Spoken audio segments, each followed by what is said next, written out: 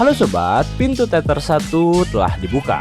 Kali ini Mimin bakalan ngebahas sebuah film yang menceritakan kisah tentang para anggota FBI yang ditugaskan untuk menembak mati pemimpin kartel narkoba yang paling berkuasa dan brutal di Meksiko ketika terjadi perang narkoba Meksiko. Diperankan oleh Emily Blunt sebagai Cat. Cat yang berprestasi dalam setiap misinya. Dengan pencapaian, dia pernah memimpin tim tanggap penculikan selama 3 tahun. Dia selalu menyelesaikan misi sejak bergabung dan selalu sukses dalam misinya. Sehingga ia menjadi orang yang sangat taat aturan dan harus sesuai dengan prosedur.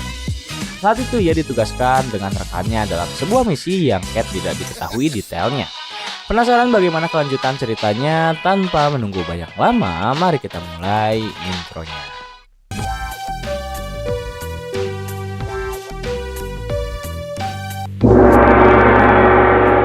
Prolog pertama menjelaskan tentang makna dari judul film ini, yaitu Sicario. Diambil dari orang-orang fanatik Yerusalem, yang artinya pemburu, yang memburu orang Roma yang menjajah tanah air mereka, dan di Meksiko disebut pembunuh bayaran. Scene pertama memperlihatkan Cat dan tim FBI yang sedang menuju tempat penggerebekan dan langsung saja mereka menerobos masuk dengan menubrukkan mobilnya ke tembok. Saat masuk ke kamar, Cat langsung dikejutkan oleh orang yang membawa senjata dan langsung menembaknya. Tetapi tembakan itu hanya mengenai temboknya. Hal yang menarik, Cat dan rekannya Reggie malah menemukan bahwa tembok tersebut dijadikan tempat mayat-mayat disembunyikan. Cat berkata bahwa mayat-mayat tersebut bukan para sandera yang mereka cari. Anggota tim menanyakan kepada Cat apa yang harus dilaporkan terhadap jaksa. Cat menjawab, katakanlah yang sebenarnya. Datanglah bos Cat yang bernama Dave. Dave menanyakan ada berapa mayat yang ditemukan. Tim penggeledah menemukan ada 15 di aula dan sekitar 20 di belakang kamar tidur. Dave menilai kejadian ini sangat mirip dengan kejadian yang terjadi di kartel Sonora. Ia menyuruh untuk langsung melaporkan kejadian tersebut ke Departemen Hukum. Dave bertanya kepada Cat, apakah rumah ini milik Manuel Diaz? Cat menjawab, dia tak bisa dihubungi tapi dia pemiliknya. Reggie keluar rumah karena tidak kuat mencium bau busuk. Anggota kepolisian mencoba menggeledah gudang, tetapi sialnya gudang tersebut telah dipasang bom. Scene berganti. Penjabat FBI dan Departemen Hukum mulai melakukan meeting. Dalam obrolan tersebut, mereka mulai membicarakan Cat dan apa saja pencapaian yang pernah ia lakukan. Selain itu, mereka pun membicarakan latar belakang Reggie, yang ternyata pernah bertugas di Irak dan mendapat gelar sarjana hukum dari UNC. Para atasan Cat merekomendasinya menjadi anggota tim khusus gabungan Departemen Kehakiman di bawah pengawasan Matt Graver. Matt menjawab tidak ada pengacara di tim ini dan menyuruh untuk memanggil Cat masuk. Tim bertanya kepada Cat, seberapa tahu engkau dengan operasi Manuel Diaz? Cat pun menjawab, dia memiliki perusahaan yang bernama Sun Oasis, memiliki 80 lebih properti penyitaan, tapi ia pun memiliki koneksi dengannya. Scene berganti menggambarkan aktivitas keluarga Silvio. Cat dan Reggie mau memasuki pangkalan udara, tetapi hanya Cat yang dapat masuk karena Reggie tidak ada dalam daftaran. Cat langsung bertemu dengan Matt dan mereka langsung menaiki jet pribadi.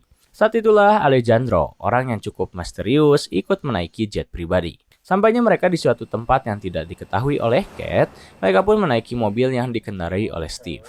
Steve memberikan informasi tentang siapa saja yang akan menjadi tim mereka. Delta Force, Marshal, dan sekelompok orang yang pulang dari Afghanistan. Mereka pun langsung mengikuti briefing sebelum misi pertukaran Guillermo dilakukan. Cat masih dengan muka kebingungan tentang misi kali ini. Dalam briefing tersebut dijelaskan strategi-strategi yang akan dilakukan. Ketika briefing telah ditutup, bersisa Cat dan Alejandro. Dengan muka kebingungannya, Cat melontarkan beberapa pertanyaan kepada Alejandro. Cat masih dalam keraguannya dan bertanya dia berasal dari CIA atau bukan. Dan dia hanya ingin mengetahui apa yang akan dia hadapi sekarang. Matt menjawab dia berasal dari penasehat Departemen Pertahanan sama sepertinya. Matt mengingatkan kepada Cat, jika kau ingin menemukan orang yang dibalik kejadian Phoenix, maka di sini permulaannya. Cat pun menerima penjelasan dari Matt.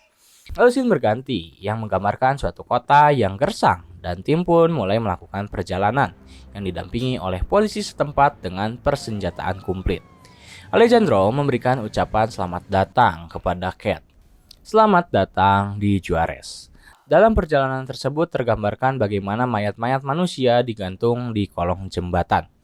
Dalam perjalanan mereka mengubah haluan rute mereka karena terdengar beberapa suara tembakan.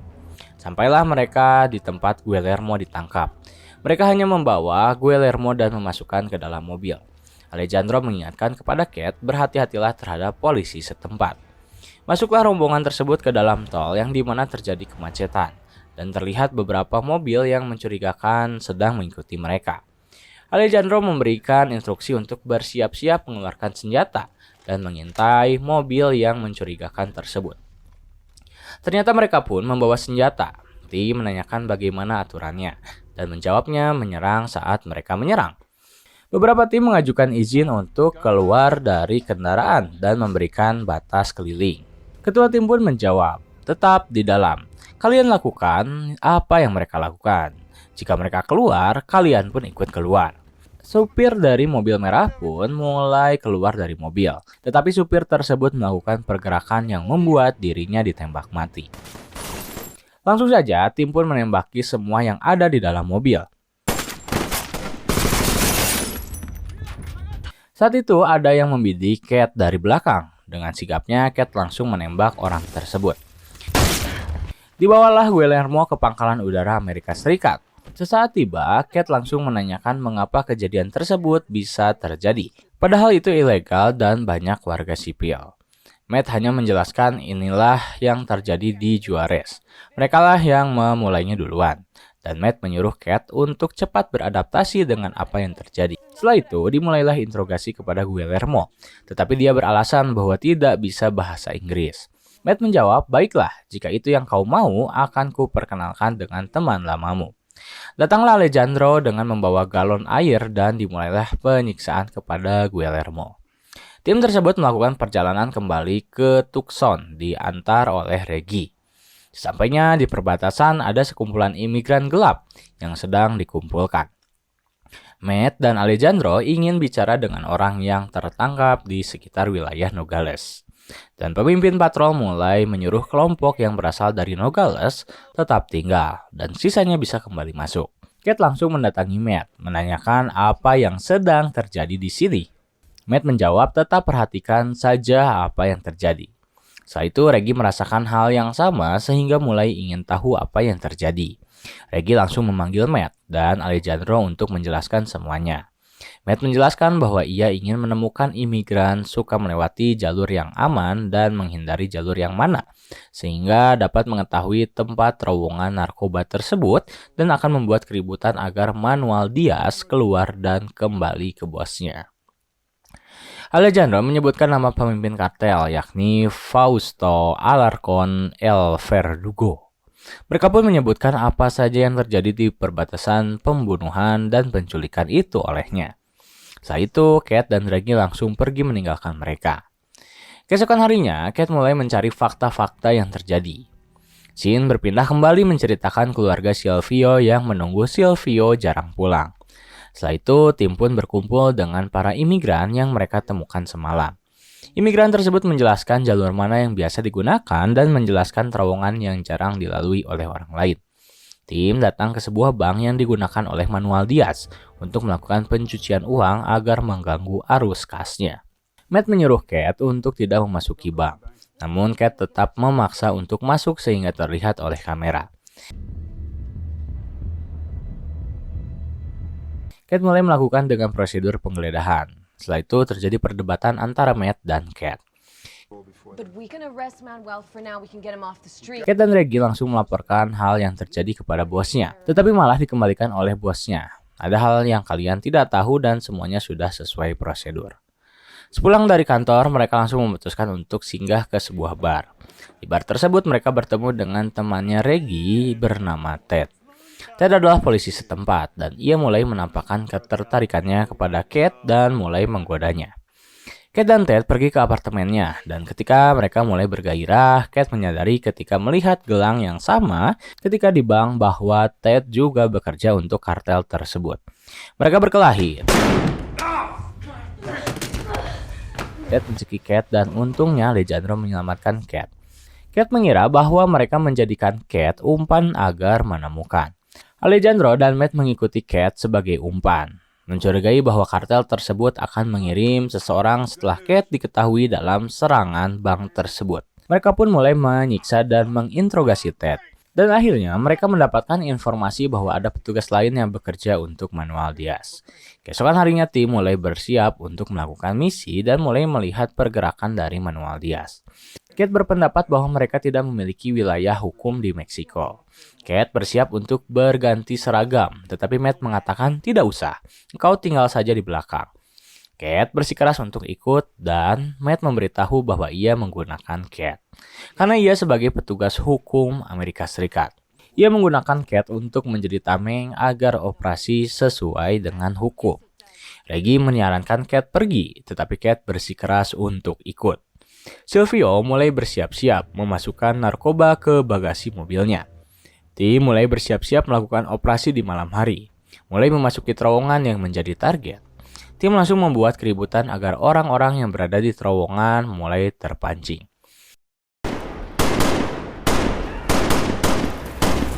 Mereka langsung menembak orang-orang yang berada di terowongan.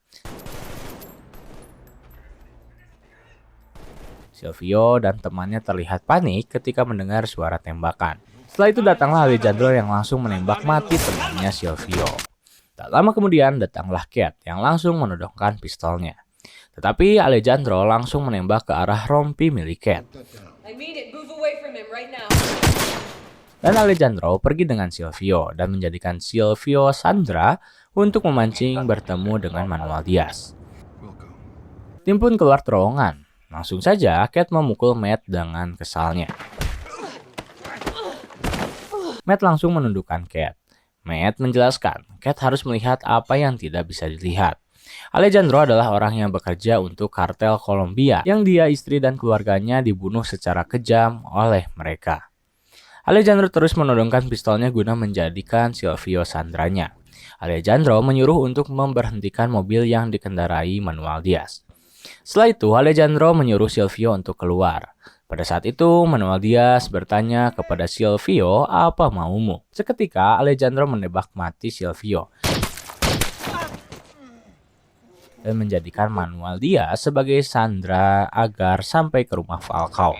Sampailah ke rumah Falcao dan Alejandro melumpuhkan semua penjaga di rumah Falcao.